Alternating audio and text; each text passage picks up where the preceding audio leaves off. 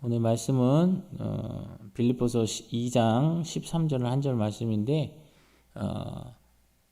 제가 12절부터 16절까지 이렇게 말씀을 볼 겁니다. 그러니까 여러분들 성경 있으시면 빌립보서 2장 12절에서부터 16절까지 펼쳐놓으시고 보시면 되겠습니다. 제가 대신 이 시간 자막은 없고 나중에 이렇게 PPT 할 때 나오긴 하는데요. 일단 본문은 제가 그렇게 읽고 시작하겠습니다. 2장 12절부터 16절까지입니다. 그러므로 나의 사랑하는 자들아, 너희가 나 있을 때뿐 아니라 더욱 지금 나 없을 때에도 항상 복종하여 두렵고 떨림으로 너희 구원을 이루라. 너희 안에서 행하시는 이는 하나님이시니 자기의 기쁘신 뜻을 위하여 너희에게 소원을 두고 행하게 하시나니 모든 일을 원망과 시비가 없이 하라. 이는 너희가 흠이 없고 순전하여 어그러지고 거스르는 세대 가운데서 하나님의 흠 없는 자녀로 세상에서 그들 가운데 빛들로 나타나며 생명의 말씀을 밝혀 나의 다름질이 헛되지 아니하고 수고도 헛되지 아니하므로 그리스도의 날에 내가 자랑할 것이 있게 하려 함이라. 아멘. 성령께서 우리 안에 계신 증거 이제 세 번째 시간입니다. 이제 마지막이죠. 이제 6번째하고 7번째가 남았는데요. 오늘 본문 빌립보서 2장은 겸손한 섬김에 대한 권면을 하고 있습니다. 그래서 빌립보서 2장 1절에서 4절은 믿음 안에서 연합하고 서로 섬기라는 권면을 하고 있고 5절에서 11절은 그리스도의 겸손한 섬김의 본을 말씀해주고 있습니다. 그리고 12절부터 18절 말씀까지는 세상에서 빛으로 어떻게 살아가야 되는가, 빛으로 살아가기에 대해서 말씀해주고 있고 19절부터 24절은 섬김을 중심으로 한 삶의 본보기를 디모데를 통해서 말씀해주고 있습니다. 그리고 25절부터 30절에는 섬김을 중심으로 한 삶의 또 다른 본보기인 에바브로디도를 이야기하므로 빌립보서 2장은 끝나게 됩니다. 그런 의미 때문에, 이런 내용 때문에 저희가 이제 12절부터 16절까지만 보았습니다. 오늘 본문 12절 빌립보서 2장 12절에 이렇게 기록하십니다. 사랑하는 여러분, 그러므로 여러분은 내가 그곳에 있을 때뿐만 아니라 내가 없는 지금에도 더욱더 두렵고 떨리는 마음으로 여러분의 구원을 계속 이루어 가십시오 라고 말을 합니다. 이 말은 5절부터 11절과 같은 그런 믿음과 순종을 우리 삶 속에서 보이라라는 것입니다. 5절과 11절 같은 게 뭐예요? 그리스도의 겸손한 섬김의 본을 말을 하고 있다 그랬죠. 그러니까 그리스도께서 섬기신 것처럼 너희들도 뭐 하라는 거예요? 12절에서는 두렵고 떨리는 마음으로 여러분들도 여러분의 삶 속에서 그 믿음과 순종, 다시 말하면 그리스도의 겸손한 섬김의 본을 보여라. 그렇게 말하는 거죠. 자, 그렇다면 우리 삶 가운데 어떻게 그리스도의 섬김의 본을, 그것도 한 번도 아닌, 일평생 단 한 번도 아닌 그걸 계속해서 할 수 있겠냐. 그러기에 여기서 하는 말은 그겁니다. 매일과 같이 은혜를 구하는 삶을 살아야 한다는 겁니다. 따라해 볼까요? 매일같이 은혜를 구하는 삶을 살아야 한다. 아멘. 그래서 어떻게 보면 본문 12절은 행위를 통한 구원이 마치 암시된 것처럼 보여질 수 있지만 바울은 그런 일체 생각들을 다 거부하고 있습니다. 그러기에 바울은 여기서 점진적인 성화를 말하고 있다는 겁니다. 지난 주일에 말씀했던 것처럼 그런 점차적인 성화, 거룩게 이루어져 가는 과정들을 이야기하고 있습니다. 그래서 여기서 말하는 구원은 다른 것이 아니라 개인의 영적인 것과 공동체의 연합을 말한다. 구원은 개인의 영적인 것 뿐만 아니라 공동체의 연합을 말한다고 학자들은 이야기하고 있습니다. 그런데 이것은 개인적인 부분이 이루어지면 공동체의 연합은 자연스러운 것이 됨을 성경을 통해서 우리는 알 수 있기 때문에 학자들은 구원이라는 것은 개인의 영적인 것과 아울러 공동체의 연합이 같이 이루어진다는 것입니다. 구원받은 사람, 곧 은혜 받은 사람이요, 하나님의 크신 사랑이 있는 사람이 공동체와 연합이 안 된다? 그건 말이 안 되는 거죠. 근데 난 영적인 것만이다, 육적인 것만이다, 이렇게 구분하는 사람하고 똑같은 겁니다. 그렇게 치우치면은 안 되는 겁니다. 근데 우리는 너무 쉽게 치우칩니다. 그러나 여러분 절대 그러지 마십시오. 왜 치우치는지 아십니까? 그거는 내 기준으로, 내 관점으로 보기 때문에 그렇습니다. 하나님의 기준과 하나님의 관점은 절대 치우침이 없습니다. 그래서 하나님은 회전하는 그림자도 없으시다. 어디에도 치우침이 없고 어제나 오늘이나 영원토록 동일하시다. 이런 말씀들을 우리는 그저 흘려들어서는 안 되는 것입니다. 우리 삶 가운데 이 말씀이 적용돼야죠. 그것도 왜? 하나님의 말씀이고 하나님이 그러시다니까. 그죠? 그게 하나님을 알아가는 거 아니겠습니까? 그런 회전하는 그림자도 없는 그분 앞에 내가 마치 그렇게 얘기한다면 이건 뭐 내가 잘못된 거죠. 뭐 잘잘못으로 따지기 그렇지만 내가 오해하고 있는 거죠. 내가 어떻게 보면 미흡하게 하나님을 알고 섣불리 말하는 것이 되는 거겠죠. 그래서 하나님께서 우리에게 구원을 허락하신 이유는 그렇다면 이런 구원의 의미를 볼 때 구원을 허락하신 이유는 무엇일까요? 복음에 합당한 삶을 삶으로 우리 삶 가운데 열매 맺는 삶을 살라고 말씀하고 계신 것입니다. 그래서 예수님께서도 이 땅에 오셔서 비유로 많은 말씀을 하실 때에 그 중에서 열매 맺지 못하는 나무에 대한, 포도나무에 대한, 뭐 등등등 무화과에 대한 이런 비유들을 얘기하시잖아요. 결국 뭐예요? 복음에 합당한 삶을 살 때는 어떻게 된다는 거예요? 열매 맺는 삶을 산다는 거예요. 그 복음에 합당한 삶이 뭐예요? 구원받은 자의 삶인 거죠. 개인의 영적인 것뿐만 아니라 공동체적인 연합을 이루면서 살아갈 때에 그것이 구원의 온전한 반응이라는 겁니다.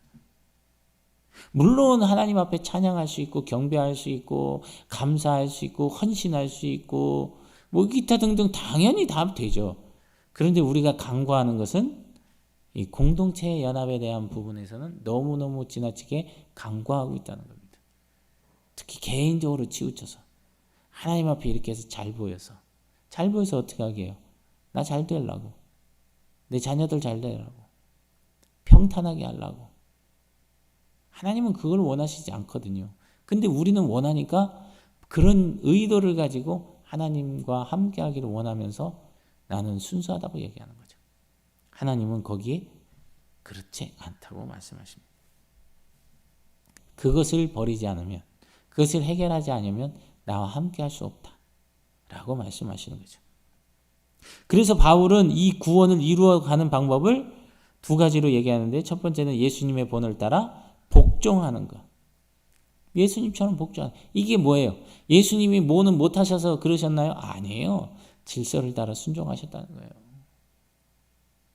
여러분, 이런 부분에서 우리가 별거 아닌 것 같지만 굉장히 중요한 겁니다. 별거 아니라고 놓칠 수 있는 것들이 굉장히 중요한 것들이 많이 있습니다. 두 번째는 하나님을 경외할 때라고 말합니다. 저 여러분, 구원에 허락하신, 우리에게 구원을 허락하신 그 이유 아시고 그 구원을 이루어가는 삶을 살아가시기를 축복합니다. 오늘 본문 13절에 보면, 아까 읽은 13절에도 보면 이렇게 기록합니다. 하나님은 너희 안에서 행하시는 이는 하나님이시니 자기의 기쁘신 뜻을 위하여 너희에게 소원을 두고 행하게 하시나니. 또 다른 번역본에 보면 이렇게 기록합니다. 하나님은 자기의 선한 목적에 따라 여러분이 자발적으로 행동하도록 여러분 안에서 일하십니다. 그래요.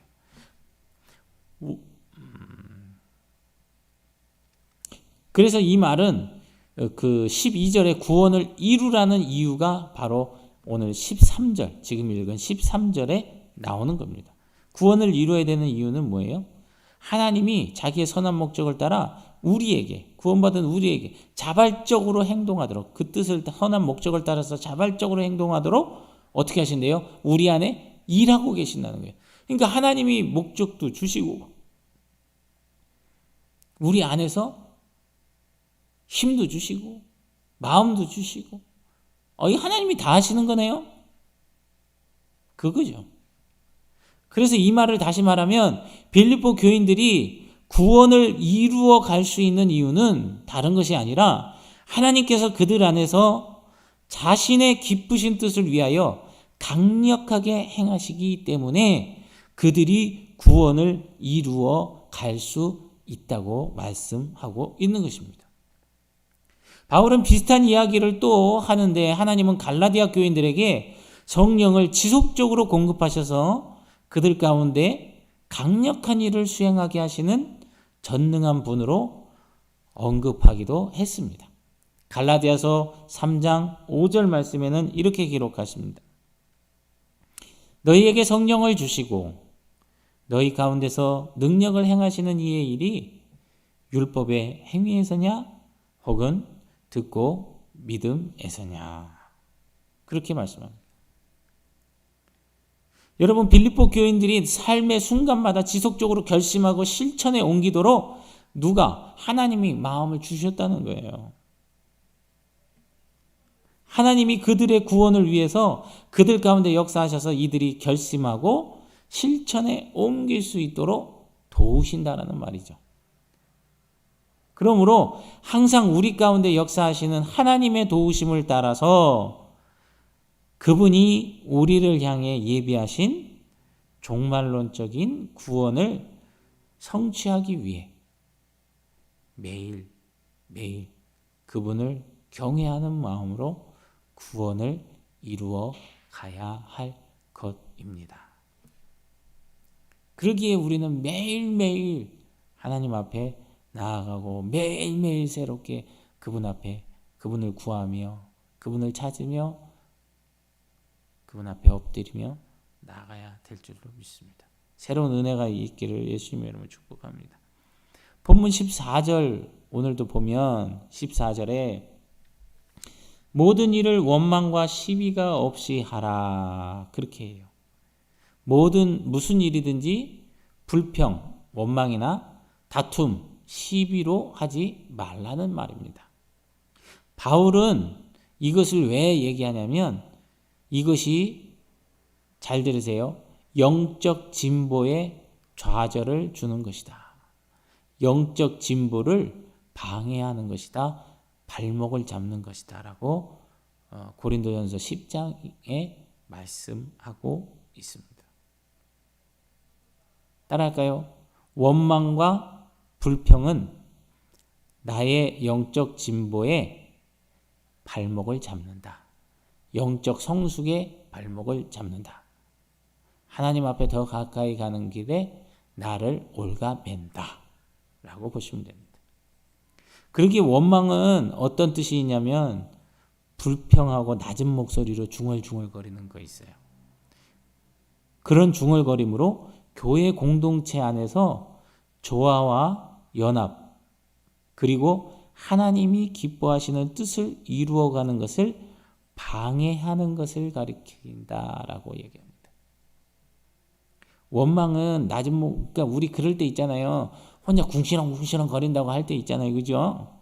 예. 근데 교회 안에서, 교회 공동체 안에서 조화와 연합, 그리고 하나님의 뜻을 이루어가는 일에 있어서 혼자 궁시렁궁시렁 거리고, 혼자 꿍얼꿍얼거리고, 뒤에서 뒷담화 하고, 이런 거 하는 것을 뭐라 그래요? 여기서는 원망으로 얘기하는 거예요.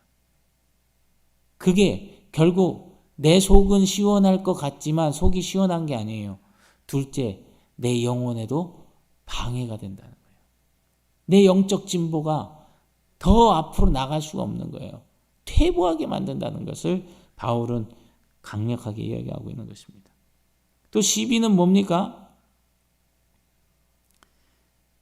의심, 논쟁, 아까 원망 얘기할 때 불평과 낮은 목소리로 중얼거린다고 얘기했죠.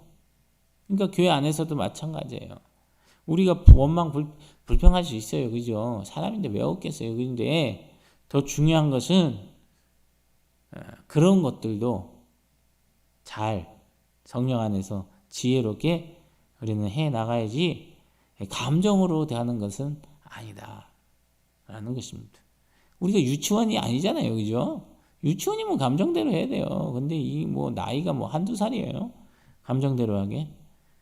그럴 나이 지났잖아요. 근데 교회 안에 이런 것들이 너무 많다는 거죠. 교회 안에 너무 많다. 자기 기분 안 맞춰준다고 장로님이 삐져갖고 말이요. 목사님한테 태클 걸기도 하고 안수 집사를 공격하기도 하고. 그 한번 말씀드렸나요? 물론 뭐 또 딴소리 한다 그러지만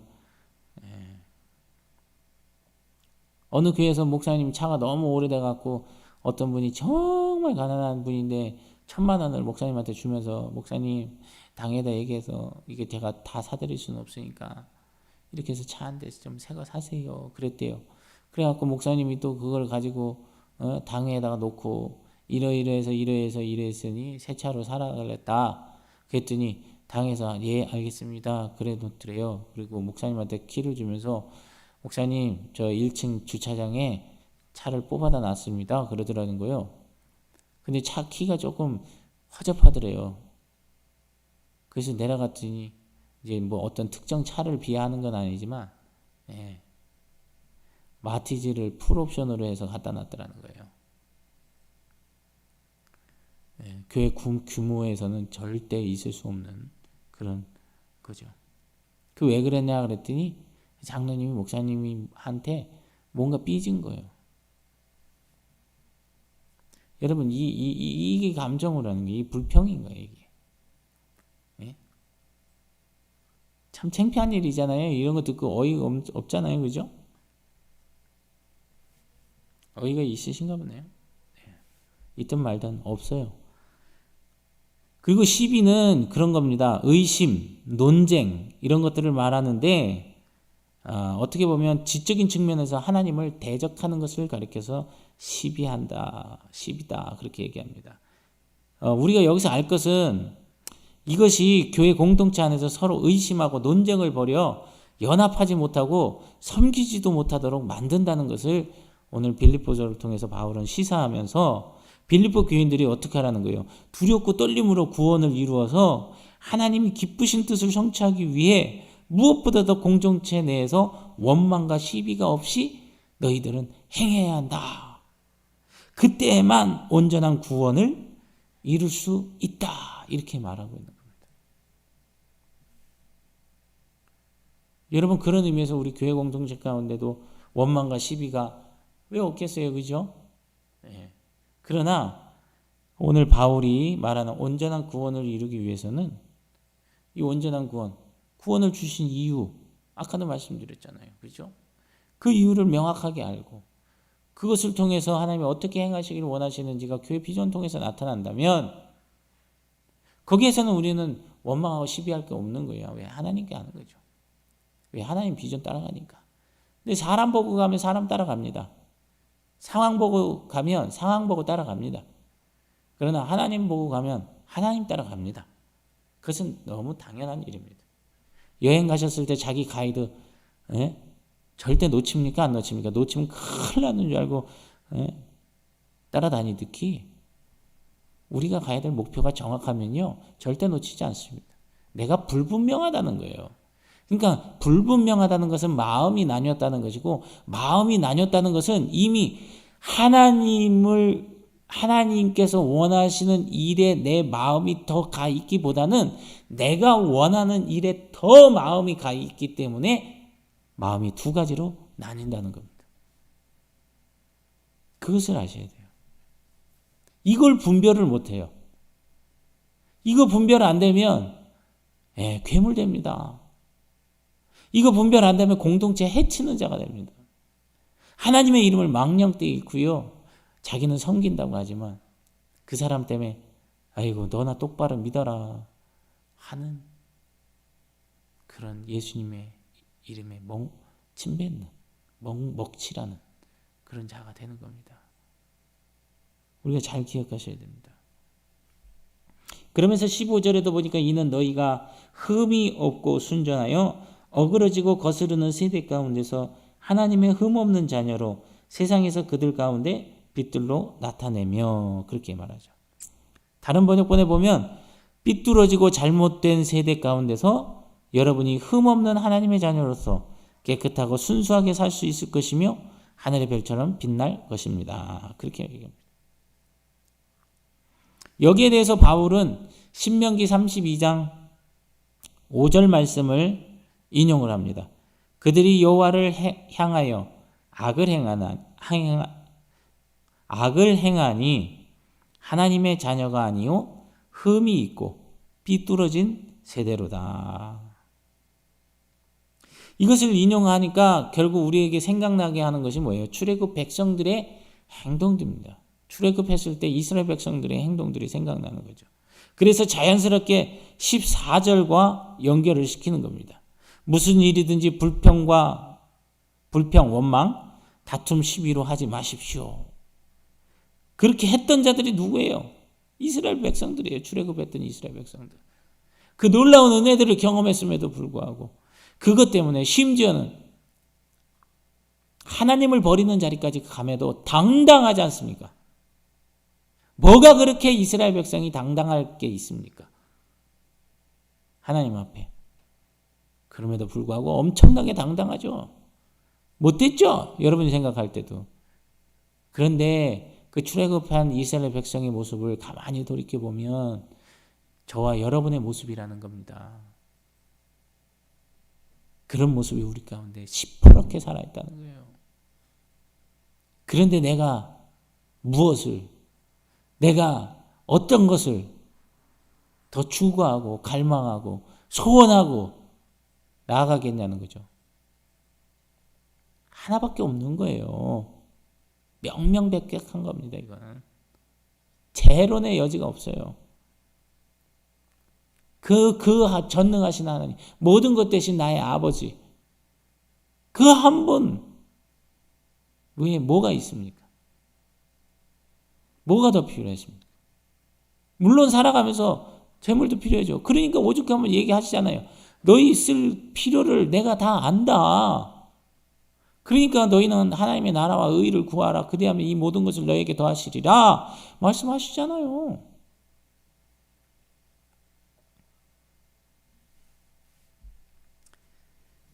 그래서 여기서도 보면 15절에 삐뚤어지고 라고 돼 있어요. 이 삐뚤어지고는 하나님이 정하신 길을 향해 곧바로 가지 않는 사람을 표현할 때 사용되는 단어입니다. 하나님이 정하신 길을 향해 곧바로 가지 않을 때 사용하는 것이 삐뚤어지다. 이 단어를 사용합니다. 그리고 그 뒤에 보면 잘못된 세대 가운데서, 이게 뭐냐면 잘못됐다는 말은 좀 더 우리가 쉬운 표현으로 왜곡됐다라는 표현을 사용할 수 있습니다. 왜곡된, 이것은 어떤 정도에서 벗어나거나 하나님의 길을 왜곡되게 하는 사람을 가리킬 때 사용하는 겁니다. 하나님의 길은 A예요. 근데 그거를 A 다시로 얘기하는 사람이 있어요. A 플러스로 얘기하는 사람도 있고 A 마이너스로 얘기하는 사람도 있고, 이거는요 왜곡되는 겁니다. 그래서 너희들이 하나님의 말씀을 더하거나 빼지도 말라 그러잖아요. 어떻게 된다고요? 어마무시한 말씀이죠. 왜 그렇습니까? 그걸 한마디로 하나님의 말씀을 왜곡하지 말라는 겁니다. 그뿐만 아니죠. 그 뒤에 보면 여러분이 흠없는 하나님의 자녀로서, 흠없는 하나님의 자녀는 어떤 사람이냐면 시편 15편 2절에는 경건한 사람을 가리킬 때 흠없는 하나님의 자녀다. 그리고 에베소서 1장 4절에 보면 하나님의 백성을 가리킬 때 흠없는 하나님의 자녀라고 얘기합니다. 그래서 결론적으로 성도들은 삐뚤어지고 왜곡된 세대 가운데 살고 있습니다. 그러나 성도들은 이 세대를 본받지 말고 어떻게 해요? 마음을 새롭게 함으로 변화를 받아 하나님의 뜻을 분별해야 하며 모든 일을 원망과 시비가 없이 하여 흠이 없게 함으로 세상을 비추는 빛이 되어야 한다라는 것을 얘기하는 것입니다. 다시 말씀드립니다. 성도들은 삐뚤어지고 왜곡된 세대 가운데 살고 있다. 그러나 성도들은 이 세대를 본받지 말고 마음을 새롭게 함으로 변화를 받아 하나님의 뜻을 분별해야 하며 모든 일을 원망과 시비가 없이 하여 흠이 없게 함으로 세상을 비추는 빛이 되어야 한다. 이것이 곧 로마서 12장 1절에 하나님이 기뻐하시는 거룩한 산 제사이며 우리가 드려야 할 영적 예배라고 말씀하고 있습니다. 그러면서 본문 16절에 보니까 생명의 말씀을 밝혀 나의 다름질이 헛되지 아니하고 수고도 헛되지 아니하므로 그리스도의 날에 내가 자랑할 것이 있게 하려 함이라. 거기 보면 그렇게 되면 생명의 말씀을 밝히게 되어 내가 노력하고 수고한 일이 헛되지 않고 그리스도께서 다시 오실 때에 나에게 자랑할 것이 있을 것입니다. 아멘. 저와 여러분 주님 다시 오실 때 자랑할 것이 있으면 얼마나 좋겠어요. 그 자랑할 것이 있는 게 명확하고 또 칭찬 들을 게 너무 기대가 된다면 주님 오실 날을 기대하는 거죠. 고대하는 거죠. 그런 은혜가 있기를 축복합니다. 그래서 여기서 밝히게 되어 또 내지는 개역 개정판 우리가 가지고 있는 성경으로 밝혀라고 말하는 그 원어의 뜻은 굳게 잡다, 주목하다라는 의미로 하나님의 말씀을 믿고 따르는 것을 의미합니다. 그러니까 여기서 말하는 게 생명의 말씀을 밝혀, 이 말은 뭐예요? 생명의 말씀을 믿고 따라서, 생명의 말씀을 굳게 붙잡아서, 생명의 말씀을 주목하여서, 주목하다는 거 그거 외에 배는 게 없는 거죠. 어떻게 좀 더 편하게 쉽게 얘기하면 생명의 말씀을 믿고 따라서 어떻게 하라는 거예요? 그렇게 될 때에 나의 다름질이 헛되지 아니할 것이다. 왜? 말씀이고 생명이시니까. 말씀이 그분이시니까. 그리고 우리의 수고도 헛되지 아니하므로 그리스도의 날에 결국 내가 자랑할 것은 뭐예요? 생명의 말씀을 어떻게 해요? 믿고 따랐다는 거예요. 변치 않고 주목하고 굳게 잡아서.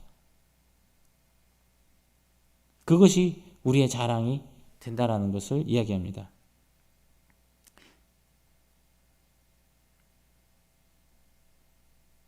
그리고 이것은 또한 의미가 뭐냐면 15절에 무엇을 위하여라는 이 목적과 연결되어서 어떻게 되냐면 목적과 연결돼서 빌립보 교인들이 삐뚤어지고 왜곡된 세대에서 하나님의 흠없는 자녀로서 어떻게 행동할 수 있는가, 그 흠없는 자녀로서 어떻게 행동할 수 있는가를 보여주는 겁니다. 본문 16절은. 그래서 하나님의 말씀, 구원을 가져다주는 복음을 굳게 부여잡을 때 삐뚤어지고 왜곡된 세상에 생명을 제시할 수 있기 때문에 그렇다라는 것입니다. 뿐만 아니라 그런 자들은 어떻게 해요?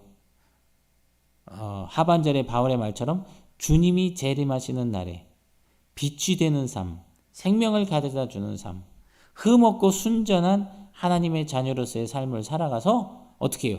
서로에게 자랑거리가 되도록 해야 한다는 것입니다. 이건 다른 것이 아니에요. 내가 자랑할 것이 있게 하려 함이라. 이것은 뭐가 자랑이에요? 자기 자랑이 아니에요. 서로가 서로에게 자랑인 거예요.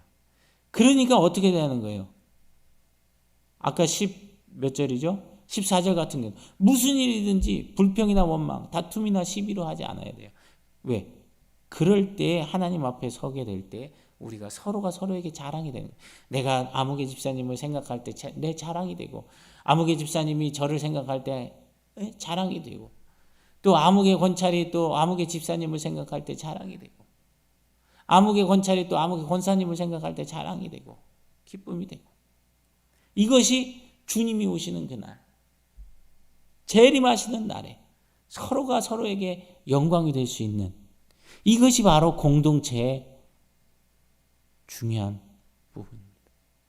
우리가 다양한 사람들, 정말 극과 극 같은 사람들을 모아놨지만 그럼에도 불구하고 왜 그러셨을까?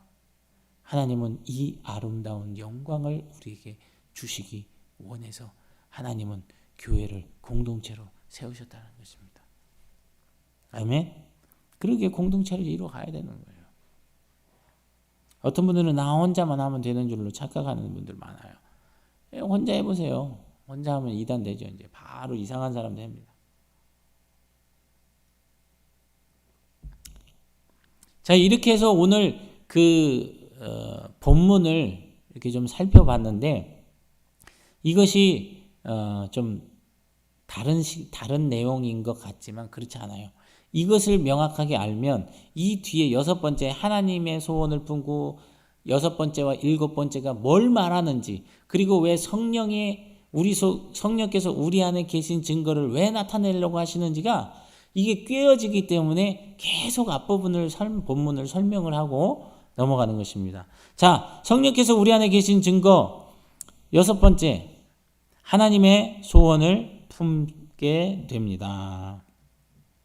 거기 질문이 그렇죠. 빌립보서 2장 13절에서 하나님께서는 뜻을 이루실 때 어떤 방법으로 역사하신다고 했습니까? 예? 빌립보서 2장 13절에 뭐라고 말씀하셨어요? 마음에 소원을 두고 행하신다. 그러니까 이 말을 듣고 어떤 분은 내가 주님을 향해서 이렇게 하고 싶은 마음 그게 소원인 줄로 아는 거죠. 왜? 보면 그럴 수도 있어요. 근데 앞에 설명했잖아요. 그런 부분이 아니라는 거죠. 하나님은 하나님이 일을 하실 때 하나님의 뜻을 하나님의 방식대로 하나님 크기의 일로서 역사하시는 게 하나님의 역사입니다. 그냥 단순하게 나의 어떤 부분 하나 그냥 간단하게 이런 것들로 하나님 그렇게 작으신 분이 아니에요. 그런 걸로 움직이실 분이 아니에요. 여러분 디모데전서 2장 4절에 보면 하나님께서 모든 사람이 다 구원을 받게 되고 진리를 알게 되시기를 바라십니다. 그렇게 얘기합니다. 예. 성령님을 받은 사람들은 하나님을 기쁘시게 해드리고자 하는 소원을 갖게 됩니다. 여러분 어떻게 해야 하나님 기쁘시게 해드릴까요?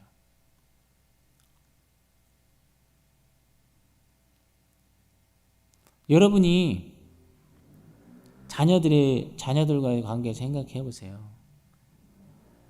그러면 너무 금세 알 거예요. 근데 그 자녀가 사건을 쳤어요. 재수없는 얘기라고 하시면 어쩔 수 없지만 사건을 쳐서 한 10년, 15년 형을 살았어요. 그러면 부모는 거기 가 있는 동안 즐겁겠습니까? 나올 날을 기다리고 오면 어떻게 할 것인가. 근데 이 아들은 너무 죄스러워서 출소한 후에 어머니 기쁘게 해드린다고, 돈 있어야지 어머니 편안하다고 나가서 밤에 도둑질하는 거예요.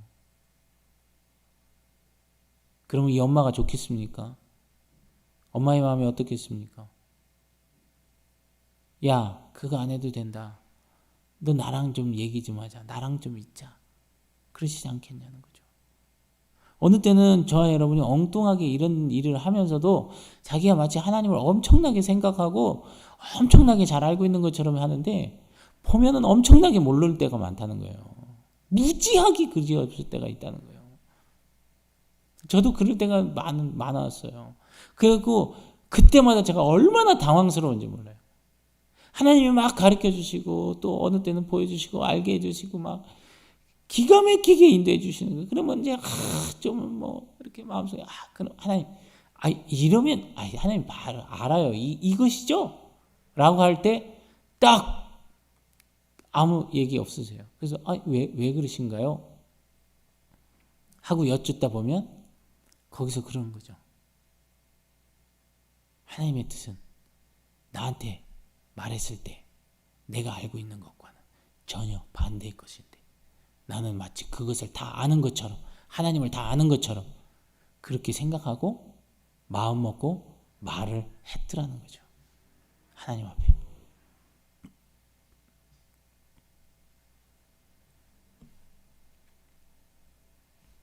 저와 여러분은 늘 은혜와 사랑과 긍휼이 필요한 존재임을 기억하십시오. 이걸 잊어버리는 순간 오만 방자한 길로 행하게 됩니다.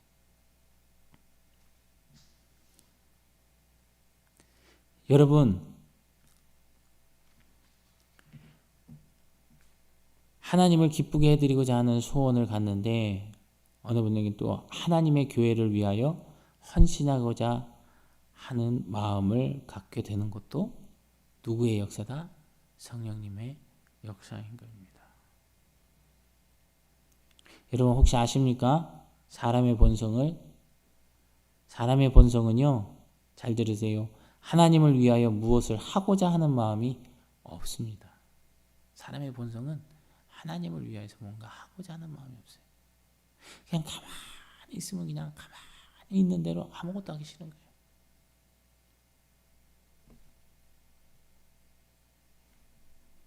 그렇다고 한다고 다 또 아니라는 겁니다. 그래서 하는 것도 다도 아니고 안 하는 것도 다도 아니에요. 뭐냐? 하나님이 원하시는 것을 하나님이 원하시는데 하나님이 원하시는 방법을 통해서 하나님의 자원으로 해야 하나님의 일이 되는 거지.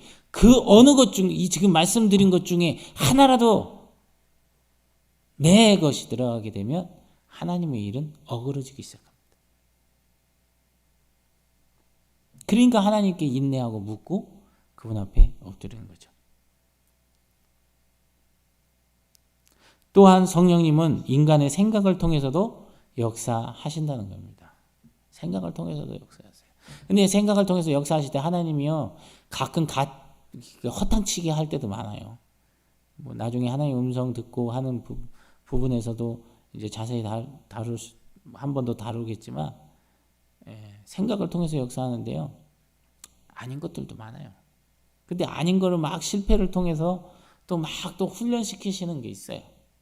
그러면 그건 하나님이 나를 훈련시키신 거예요.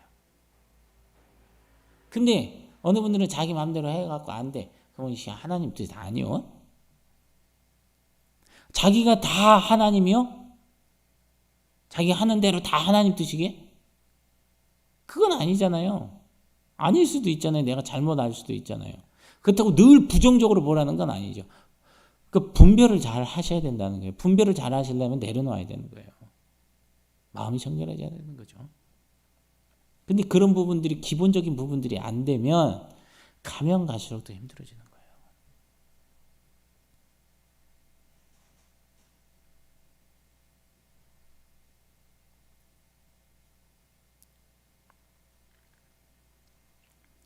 그래서 성령님은 인간의 생각을 통해서도 역사하십니다. 어찌됐든 하나님의 명령에 기꺼이 순종하면 현실적인 어려움이 있을지 몰라도 하나님이 주신 마음의 결과를 반드시 선하게 책임져 주실 것입니다. 그래서 이진석 선교사님도 이제 11월에서 12월쯤 이렇게 10월인가? 나도 헷갈리네. 하여튼 올 후반기에 다시 아마존 사역으로 가셔서 그 선교사님이 이제 공식적인 은퇴를 아마 하시나 봐요. 그래서 이제 내년에, 그렇기 때문에 이제 그 여러 가지 작업들 또 해야 되고 해서 들어가셔서 이제 새로운 사역을 하실 것 같은데, 그런 것도 참 어떻게 보면 많은 손해면 손해라고 볼 수도 있고 어려움이면 어려움이라고 볼 수도 있고, 그죠? 여러분 집 앞마당에다 막 구렁이가 막 다니고 그래 보세요. 그 잡은 거 보여드렸었잖아요. 이렇게 쉽지 않죠. 그리고 그 방충망도 몇 개씩 겹겹이 해놨는데도 불구하고 알지도 못한 이상한 것들이 와서 막 물어갖고 막 살 부르트고 그런 것부터 시작을 해서 있는데, 어찌되었든 그럼에도 불구하고 그 주신 마음으로는 그것이 거기 그곳에 안 있는 것, 다시 말하면 이곳에 와 있는 것 또한 편치가 않다라는 부분들, 그런 겁니다. 그래서 성령님이 인간의 생각을 통해서 역사하신다, 이 부분도 마찬가지예요. 선교사님이 나오셔서 어느 그 교회에 대해서 이렇게 담임 후임 목사님 구하는데 누가 거기를 쓰라 그랬다는 거예요. 이력서를 내라. 그러면서 저한테 그 교회에 대해서 아냐고. 성교사님 근데 그거 아닌 것 같다고. 그게 아닌 것 같다고. 그냥 대본에 생각도 안 하고 그냥 얘기를 한 것 같아요. 근데 그게 아닌 게 아니에요. 그 맞는 말이었던 거죠. 그러니까 왜 그 부분이 필요하니까 그런 부분에 있어서 말씀도 하게 된다는 거죠. 결국 그런 걸 통해서 이분이 또 앞으로 나가는 길이 더 가까워지게 되고 짧아지게 된 거죠. 어찌됐든 그래서 전에 선교사님께서 저 뒤에 이렇게 보내신 것처럼 어느 그 이름도 제가 하도 외래어에 약해갖고 그 무슨 교회를 좀 위해서 기도해달라고 했는데, 하여튼 뭐 세부든 거기든 어쨌든 새하늘교회 이름으로 한 게 필요하다면 뭐 짓는 걸로, 그렇게 건축하는 걸로 그렇게 하려고 이렇게 생각이 듭니다. 그리고 놓고 기도하고 있습니다. 그러니까 여러분들도 물론 세부도 있지만 어느 쪽으로 인도하시는지를 놓고 기도하는 거거든요. 그때에 맞춰서 행하면 작은 그루터기지만 정말 30배, 60배, 100배의 놀라운 그 효과가 나타나리라 생각합니다. 아멘. 그런 것처럼 결국 누가 책임져 주시냐? 하나님이 책임져 주신다는 사실이죠. 그래서 질문이 그렇잖아요. 하나님과 교회를 위하여 여러분은 어떤 소원을 가지고 있습니까? 어떤 소원 가지고 있어요? 그 소원이 뭐예요?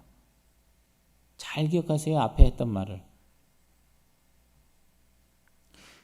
마지막 7번째입니다. 전도할 마음이 생깁니다. 사도행전 1장 8절에서 성령께서 임하실 때 어떤 일이 벌어진다고 했습니까? 증인이라는 거죠. 증인된다. 증인의 뜻은 이런 겁니다.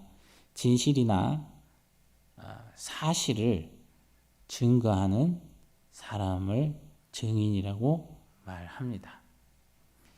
그래서 히브리어에는 이 증인을 되풀이해서 말하다, 그리고 입증하다, 이런 뜻으로 사용되었고요. 헬라어에서는 정보를 가진 자, 지식을 전달하는 자, 이렇게 되어 있습니다. 여기서는 예수 그리스도께서 오셔서 십자가에 죽으시고 부활 승천하시고 다시 오실 것에 대한 이런 부분들을 말씀하고 있는 거죠. 그래서 사도행전 1장 8절, 그러나 오직 성령이 너희에게 임하시면 너희가 권능을 받고 예루살렘과 온 유대와 사마리아 땅끝까지 이르러 내 증인이 되리라. 이사야 43장 12절, 나는 일어날 일을 미리 말하고 보여주었으며 너희를 구원하였다. 이방신 중에 이런 일을 행한 자가 아무도 없으니 너희가 내 증인이다. 내 증인이다. 그렇게 얘기합니다. 그래서 예수님께서는 약속하신 성령을 기다리라고 말씀하시면서 성령께서 임하시면 예수님의 증인이 될 것이라고 말씀하셨습니다. 또한 성령께서 우리 안에 말씀하신다라고 말씀합니다. 마태복음 10장 19절에서 20절, 너희를 넘겨줄 때에 어떻게 또는 무엇을 말할까 염려하지 말라. 그때 너희에게 할 말을 주시리니 말하는 이는 너희가 아니라 너희 속에서 말씀하시는 이 곧 너희 아버지의 성령이시니라. 말은 분명히 우리가 하지만 그 내용은 우리 안에 역사하시는 성령님이 주신다라는 것을 경험한다라는 거죠. 이런 경험들이 우리는 다 있지 않습니까? 그리고 늘 있기를, 늘상 생활 가운데 있기를 축복합니다. 이런 우리 안에 역사하시는 성령님이 주시는 말. 이게 말하게 하심을 따라 말하는 거거든요. 그러면서 질문이 전도하고자 하는 마음이 들었던 적이 있습니까? 어떻게 가능하셨습니까? 자, 이제 여러분 안에 성령님께서 계신 것을 확신할 수 있으십니까? 그렇다면 영생을 소유했습니다. 라고 저자는 이야기합니다. 로마서 8장 11절 예수를 죽은 자 가운데서 살리신 이의 영이 너희 안에 거하시면 그리스도 예수를 죽은 자 가운데서 살리신 이가 너희 안에 거하시는 그의 영으로 말미암아 너희 죽을 몸도 살리시리라. 그렇게 말씀합니다. 주의할 것이 있습니다. 성령님께서 우리 안에 계신 증거는 단편적인 것으로 봐서는 안 돼요. 전체적으로 살펴봐야 한다는 것입니다. 왜 그러냐? 마태복음 7장 21절 말씀을 볼까요? 나더러 주여 주여 하는 자마다 다 천국에 들어갈 것이 아니요 다만 하늘에 계신 내 아버지의 뜻대로 행하는 자라야 들어가리라 말씀하십니다. 여기서 주여 주여라고 하는 고백이 다 성령님에 의한 것이 아니라는 거죠. 불법을 행하고 하나님의 뜻과 전혀 상관이 없이 살면서 입으로만 주여 주여 하는 것 고백은 가짜라는 겁니다. 그건 고백이 아니라는 겁니다. 그냥 말인 거예요. 울리는 꽹과리 같은 거예요.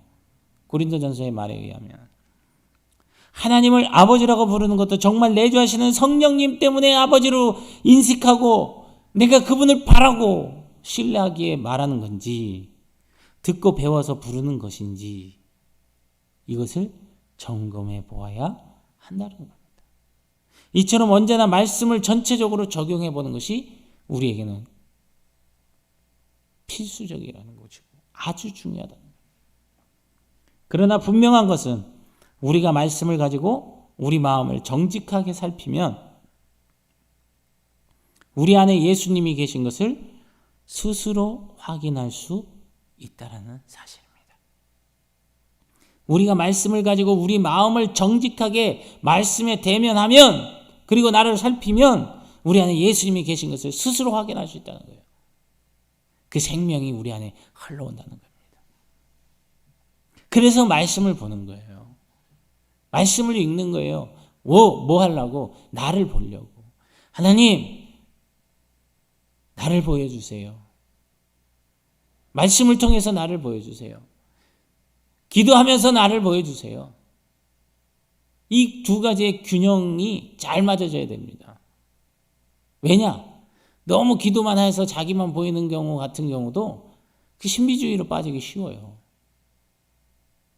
또 너무 또 그건 배제하고 뭐 말씀 안에서만 또 완전히 그 표현이 좀 격한 게 언어가 생각이 나서 더 이상 말을 못하겠지만 하여튼 이상한 쪽으로 가게 됩니다. 근데 이게 조화와 균형을 맞추지 않으면 안 돼요. 말씀을 보거나 기도를 할 때 나를 보여주세요. 내가 주님 앞에 어떤 모습입니까? 나를 비춰주세요. 내가 주님 앞에 신부가 되기를 원해요. 주님 앞에 정결해지기를 원해요. 주님 말씀한 것처럼 나도 그렇게 되기를 원하기에 주님 나를 보여주세요. 제가 그렇게 따르겠습니다. 이런 배우려는 자세를 가지고 주님 앞에 나아가야 되는 것입니다. 그렇게 가야 되는 거예요. 고린도후서 13장 5절에 다 끝났습니다. 너희는 믿음 안에 있는가? 너희 자신을 시험하고 너희 자신을 확증하라. 예수 그리스도께서 너희 안에 계신 줄을 너희가 스스로 알지 못하느냐? 그렇지 않으면 너희는 버림을 받은 자니라.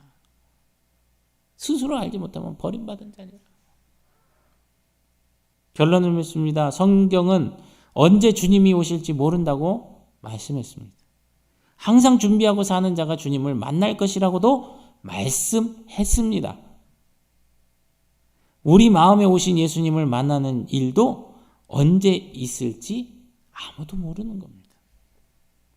그러기에 저와 여러분은 뭐 하는 거예요? 비록 내게 맞지 않고 틀리고 좀 그럴지라도 어떻게 해요? 예수님의 이름으로 축복하는 거고.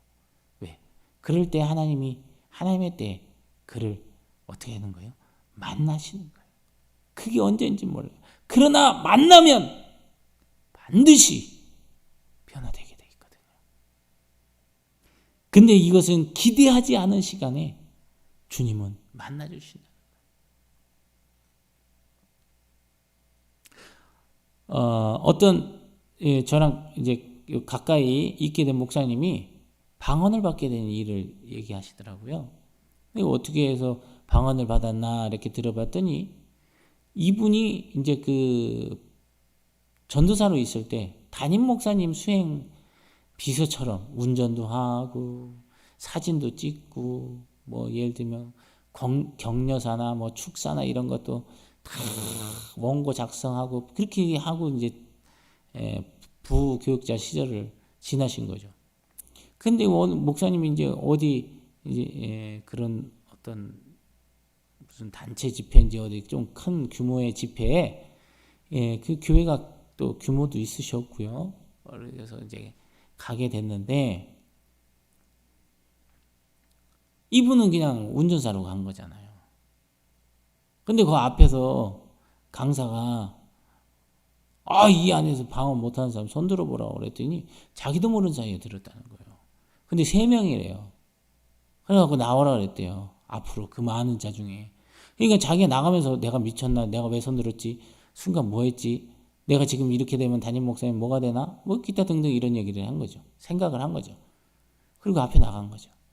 그러면서 이제 또 기존에 방언 받으신 분들이 나와서 못 받으신 분들을 위해서 둥그렇게 싸서 이렇게 서서 기도를 했대요. 그러니까 또 머릿속에서 막 내가 지금 이거 운전하러 왔는데 뭐 하나 막 이러고 그냥 별 생각, 오만 생각 다 지났고 했는데 방언 받았냐 물어봤더니 셋 다 못 받았다는 거예요. 그러니까 자기 생각을 내려놓고 왜 자꾸 생각을 해서 쌓고 앉았냐고 그러면서 다시 기도하라고. 그런데 다시 기도할 때 이 목사님의 막 혀가 막 자기가 막 돌아가기 시작하더라는 거죠. 그리고 나서 기도 끝나고 방언 받은 사람, 옆에 사람 못 받았대요. 왼쪽, 오른쪽 다 못 받았대요. 본인만 받았다는 거예요. 그 집회 가운데 본인만 방언을 받은 거예요. 그러면서 완전히 자기는 생각도 하지 못하는 상황 속에서 전혀 그를 자기가 주체가 되는 것도 아니고 거기에 참여한 사람도 아니고 게스트로 갔는데도 불구하고 자기 스스로 혼자 딱 거기서 방언을 그 앞에 나가서 만자중에 받더라는 거죠. 이 기대하지 않은 시간에 주님은 우리를 찾아오신다는 거예요. 예수님은 어느 날 도둑같이 다시 오실 것이라고 말씀하고 있습니다. 예수님을 도둑같이 맞지 않으려면 주님의 다시 오심을 우리는 준비하고 있어야 합니다. 우리가 그날에 다시 오실 주님을 기쁨으로 맞이할 수 있는 길은 지금 우리 안에 오신 예수님과 동행하며 사는 것입니다. 여러분께서 예수님께서 여러분과 함께 계시다고 고백할 수 있습니까? 그분과 동행하는 삶을 살아가시는 저와 여러분 되시기를 예수님의 이름으로 축복합니다. 기도하겠습니다.